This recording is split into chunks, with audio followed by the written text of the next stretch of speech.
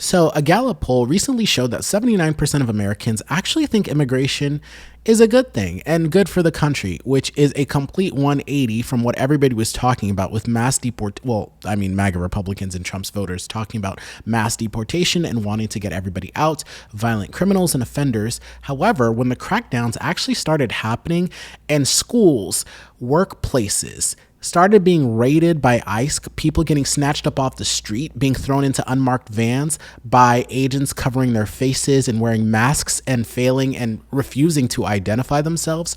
Once all of that stuff started being publicized and people started to see the actual tactics that this administration was taking and the lengths they were going to rip people up off the streets and send them anywhere with the blessing of the Supreme Court, now people are like, hold on.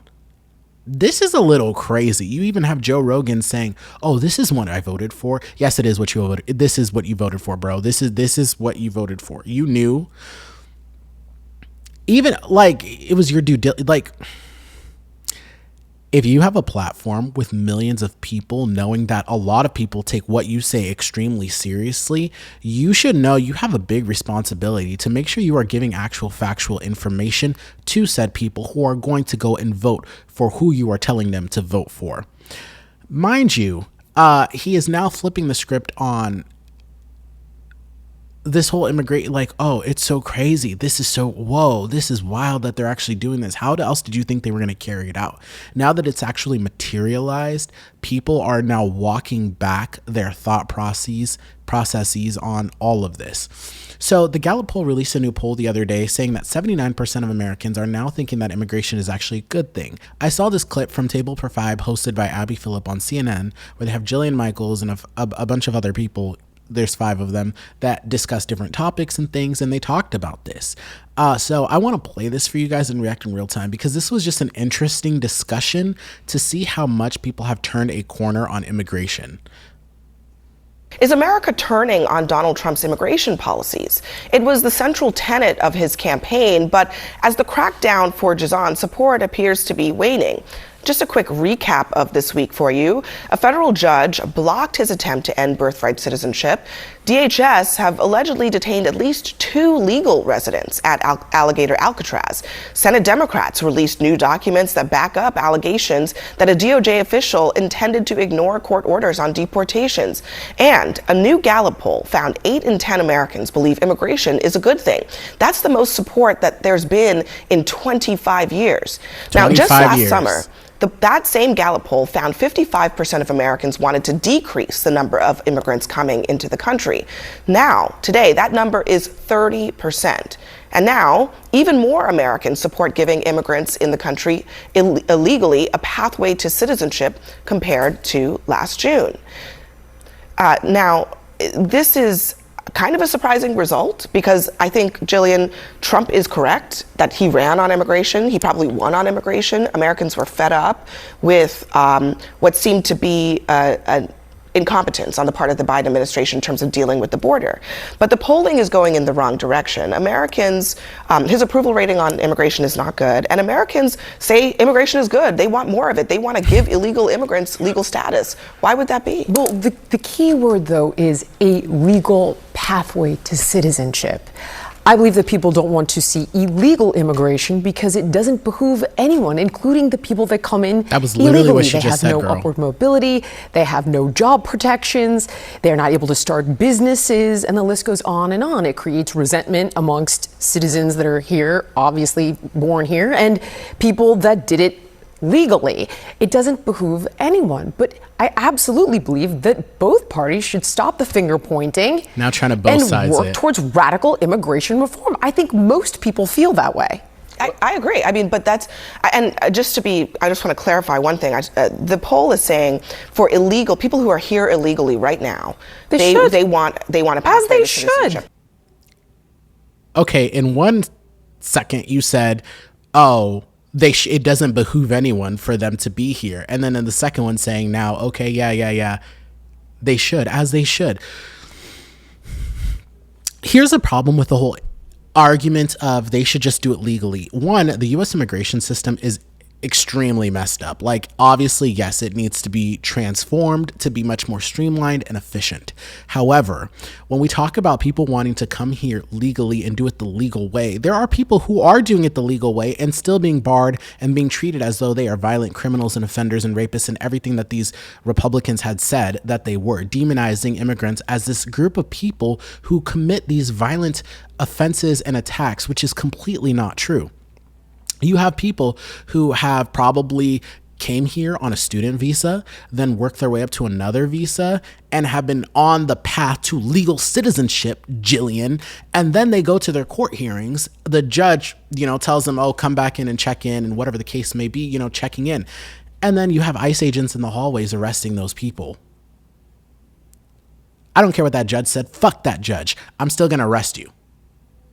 Right? You have these people who are trying to follow the process that was laid out before them. If you want to be a citizen, this is the path to follow. You have people who are following the path, checking in, doing what they should do, and they are still being treated like they are criminals. And now you have people who are being deported to third-party countries. I posted that video the other day, how 10 days ago, a week and a half ago, they finally sent a group of deportees from holding base in Djibouti to South Sudan. There's only one South Sudanese man in that photo that I showed you guys. Let me put it up right here. There's only one. The rest of them are from Mexico, Cuba, Myanmar, Laos. Like, they're not from South Sudan. So that is where we are running into. People who are trying to follow and do the process legally are still having to jump hoops and loops. And mind you, we are still deporting U.S. citizens, most notably the 4-year-old cancer patient, that child and his or her siblings, I'm not sure, that were sent with their mother back to Mexico. You have a child who's an American citizen and a cancer patient being deported to a country they've never been to without their medication. Jillian, get a better argument. Get our better argument, sis, because this is not it. For them, the problem is they're calling it radical immigration reform is far too broad, because what I see on TV look pretty damn radical, right? What I think people are seeing is an application of radical reform that is a little bit terrifying on one level. I think the other part of it is when you're talking about these deportations or rounding people up in theory, those aren't actual people. We see all these stories that come out. They're like, hey, man, we love that woman. She waits our tables at this diner. She's our favorite person. And you just rounded her up. So this to people now in application, once becomes something that they see. It stops being an issue or this boogeyman that's out there. And I think that has done a great deal to change how people felt. But what they're getting right now is radical immigration reform. And so I don't think it's necessarily the time to say we need to get together as much as looking at what that budget looked like from that bill. We got some things we need to chill out on pronto, because I think that this has gotten excessive, and I think most people agree. Case in point to what you're saying, there was a story this week about a woman who had been in the country for decades, Iran, and guess who intervened on her behalf? A Republican, Steve Scalise, intervened here illegally. She had an order for deportation, but she was a stand-up citizen, a mother of citizen children, a wife of a citizen husband. So when it hits close to home, suddenly the same Republicans who are like, deport them all, are saying, actually, not this one. Not this one. I like that person. I think that we've heard, and people have talked about this, and I'm sure you've talked about this on your show, Joe Rogan, for one, saying, I didn't vote for this. We're hearing people say, I didn't vote for this, but that's because it's affecting home. So I'm in California a couple of weeks ago, and a good friend of mine is saying that she is at the park, and she is watching how these nannies are feeling as they are actually babysitting, caring for people's children, and they're concerned and they're scared, and whether they hear the boogeyman of ICE coming, and they're just leaving the park with the kids in tow because they're afraid for their lives. So this is starting to affect these families, these upper class families in a lot of ways, and they're seeing how it makes it very scary. But here's what I don't think we're even talking about. Like, I'm reading today, and the Border Czar says, quite simply, all they need is reasonable cause. I think we have that soundbite. Okay. Do we have it? If we have it, let's play it. People need to understand, ICE officers and Border Patrol, they don't need probable cause to walk up to somebody, briefly detain them, and question them. They just need the totality of the circumstances, right? They just got through the observation, get articulable facts based on their location, their occupation, their physical appearance, their actions. Like a uniformed border station walks up to them at for instance, a Home Depot. Racial profiling, and they got all these that's what he articulable means. facts, plus the person walks away or runs away. Agents are trained what they need to detain somebody temporarily and question them. It's not probable cause, it's reasonable suspicion. We're trained on that. Reasonable suspicion, that to me is terrifying, because right now I feel, to your point earlier, it's not really affecting me, it's affecting them, but soon it will affect everyone. What does reasonable suspicion mean? Well, in this case, it's you speak Spanish, but what if it's not? Working at a racial profiling. I'm Ethiopian or Haitian. I go down a list of things. If you're telling me all you need to do, at one case you hear two women speaking Spanish, so they were detained. I speak a little Spanish. What am I supposed to do with that? I think it's getting out of control. And right now we're all quiet because we hear what's happening. This is what Americans wanted. This is what we voted for. But to me, if one's not safe, we're all not safe. I think Americans are waking up to the fact that Donald Trump's administration's immigration focuses on making a point and not making a difference. Exactly. Right? It's making a point, and it's all about a press conference. It's about Kristi Noem getting up there for 15 minutes of fame, talking about a specific issue.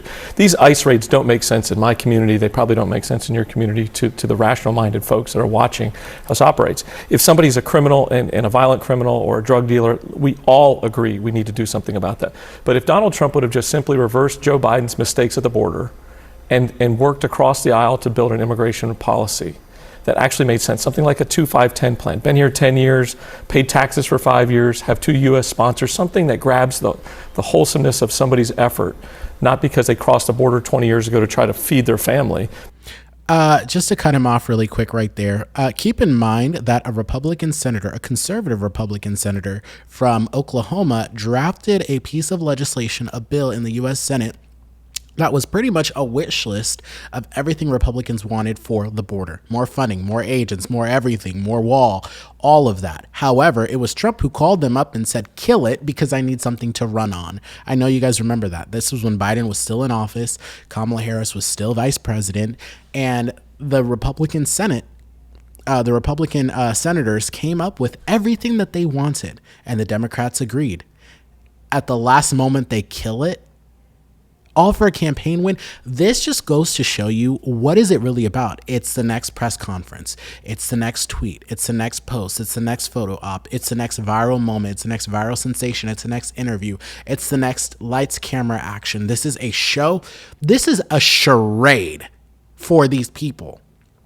If they were actually serious about securing the border, they would have passed that bill, but they're not. But because they got here and they're trying to figure out the American dream as legally as they can, even though they got here illegally. But Donald Trump isn't. It's all about the next press conference. It's all about the next tweet. It's all about the next person. This alligator Alcatraz thing, I mean, try to explain that to your kids at home. Like, what is this about? This is so juxtaposed to what we learn in church, right? Like, you don't treat people like that and talk about, I mean, you incarcerate somebody if they're a criminal, I understand, but to gallivant, it almost seems barbaric. It is barbaric. I want to give you the other side here. First of all, obviously, Alligator Alley and what's going on there is disturbing. But here's the counter argument. You're pointing fingers, and where was everybody pointing fingers with Obama's cages? But let's go a step further. Although I will say, people did complain about I don't remember Obama's that. I remember enforcement. canonizing Obama and not really knowing about this because no one talked about it. People did complain, especially immigration advocates. They livid with Obama. Okay, let's say that's true. I remember Obama being a hero of the left. He was a hero of mine. I didn't know about these cages until we saw Trump put people in them. Now, with that said, let's look at what just happened at the glass house marijuana farm. Here's what people don't want to see. On the other side, they don't want to see people throwing rocks into the cars of federal agents. They don't want to hear that someone supposedly opened fire on them. They also don't want to learn that there are a bunch of kids there that are undocumented or unaccompanied, and they think this is crazy talk, and we should be focusing on that. And for one thing, how did those kids get there? Well, I just want to add one thing. We do have to She's go, about but to school her on the this. UFW, the United Farm Workers, put out a statement about this. They said the UFW can confirm farm workers were critically critically injured yesterday during chaotic raids in Ventura County, California. Others, including U.S. citizens, remain totally unaccounted for. Many workers, including U.S. citizens, were held by federal authorities at the farm for 8 hours or more. U.S. citizen workers report only being released after they were forced to delete photos and videos of the raid from their phones. They also added that farm work is exempted from child labor laws. So you're telling me undocumented? I'm not saying the undocumented. I'm not talking about work at a marijuana farm. I'm not talking about the undocumented part, but according to this statement, in this country, not just at farm, not at marijuana farms, at all semantics. farms. Look at the reality. I'm just talking about how did an unaccompanied, undocumented 14-year-old in the middle of the day. I believe that, and many people might believe, children should be subject to child labor laws. Absolutely. But it's true in this country that when it comes to agricultural work, they're not, and that includes marijuana farms. So the legality of their status is a separate issue, but the fact of children being there is not actually something that is necessarily illegal. I have a really hard time believing So there's that. So it's not unusual for there to be teenagers working in a farm. A 14-year-old can work at a marijuana growing. It doesn't matter whether it's a marijuana farm or an apple farm. A kid's can't work at a bar. It's agriculture. They're not smoking if that's marijuana. the law, that's outrageous. They're cultivating it. Should be changed. The point is this incident, and we're still learning a lot more about it, was very dangerous and put a lot of people, including ICE officers and those immigrants, in danger. Federal law enforcement agents. I agree with you, but the tactics are producing chaos and violence, and I think that is one of the things that's caused people to. Who attacked first? That's my question. We don't know. Well, we will find out. Well, it seems like there's a questionable call because they're making them delete photos and videos on their phones. So I'm guessing there's going to be a more complete story as to what's going on. We will find out, everybody. Thank you for that. So yeah, children can work at farms in agriculture work. They are not subject to child labor laws if they work in agriculture. So if you think about kids who work in detasseling, I know a lot of people who were 14, 15 years old, 13 years old. I think you had to be 14. But nonetheless, I mean, they were minors working on a detasseling bus or a detasseling field. They were detasseling corn. The agriculture industry, Jillian, I thought you were some kind of fitness instructor that did all this stuff, that knew about food and nutrition. How did you not know that Big Ag is one of the largest, most powerful lobbying groups in Washington, D.C.? So when you sit here and say, oh, that's absolutely crazy, that should be the law. Well, if you think of most agriculture states, most of them are red states, right? And then you have this huge, powerful lobbying group making sure that child labor laws are they're exempt from them so that children can work.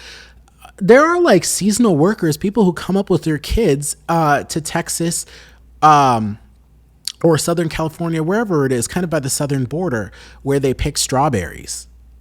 That's a thing, Jillian. How did you not know that?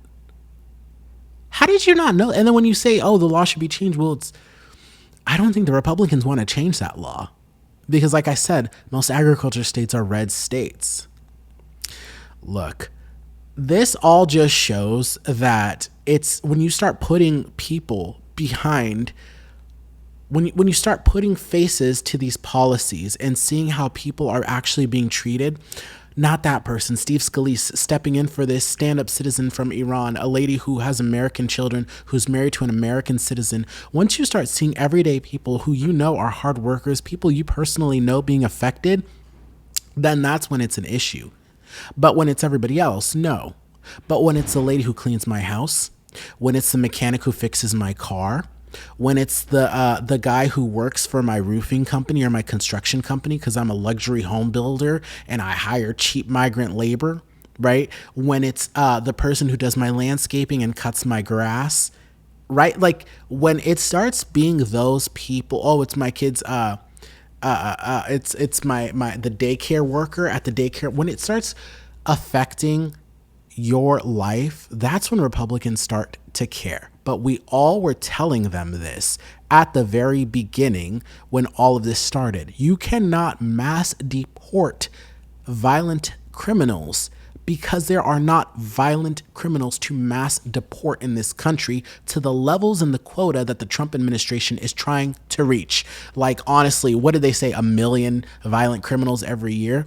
You guys should have checked what their definition of a criminal was, because I will remind you right here in this clip. If you are an individual, a foreign national, who illegally enters the United States of America, you are, by definition, a criminal. And so therefore, you are subject to deportation. Yeah. So if you crossed over the border 20, 30 years ago, and you worked, you paid taxes, and you never became a U.S. citizen, you're still considered a criminal to them. And if they find you, they will deport you.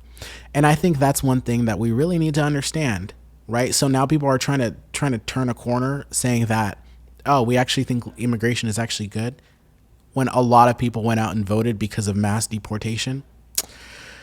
Furthermore, I don't see like a lot of these raids taking place in red agriculture farms. We see it happening a lot more in blue cities, blue sanctuary cities, because the Trump administration is trying to make a point. It's not trying to make a difference, as the former Lieutenant Governor Jeff Duncan was just saying. This is not actually to help people. This is just about the next camera opportunity. This is the next photo opportunity. This is just meat to the base. It's not actually to make a difference or actual positive change. So yeah. And another thing, when she sits here and says, oh, people don't want to see rocks being thrown at federal agents, people don't want to see all of this clashing. Well, Jillian, the tactics are producing violent responses. The violent tactics are producing violent responses. And even then, you have these ICE agents who are ripping people up off the street, wearing masks, not identifying themselves, wearing these disguises in plain clothes. You have people being picked up by these agents, like the one student who wrote an op-ed criticizing Israel, who was then just picked up off the street with these people. Like, how do you know that this is not somebody who's actually trying to abduct you? How do you know that this is a federal officer? If I was out there speaking Arabic to somebody and somebody came up to me wearing a mask, plain clothes, not identifying themselves, and starts trying to grab me or something like that and pull me into a car, I'm going to fight, right? Because I don't know that that's a federal agent. It's different, obviously, like if they're wearing their full gear, police identify themselves and things like that. However, you have these people who are not acting like proper federal agents. You have people running around like there's some kind of secret task force snatching people off the streets. Let me know what you guys think in the comments. I thought this was a great discussion. It's fascinating to see that the American public is now doing a 180 on immigration when they were holding these rally signs and everybody keeps saying mass deportation, but now they're saying even the people who are here illegally, oh, it's okay, let them get a pathway to citizenship. Fuck. I don't know. Be sure to like and subscribe before you go. Once again, let me know what you think below, and I'll see y'all in the next one. Peace.